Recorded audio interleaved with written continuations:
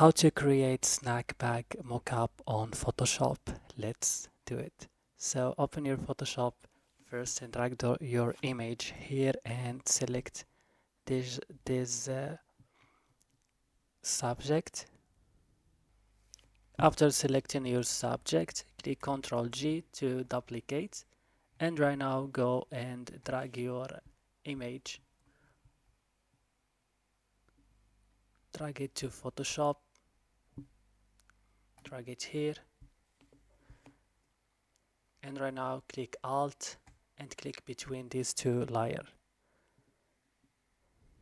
And after that, go here and click on multiply, and after this you should go right now and click here and go to blending options, and right now come here guys and hold Alt and drag this here, just here guys, and click OK.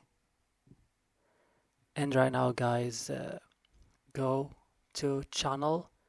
So after that, click Ctrl and click on RGB and go right now to layer again and go to this and click on curve and make this here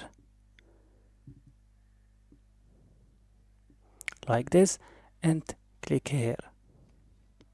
And that's all guys. I hope this video was helpful. Don't forget to like and subscribe, and bye.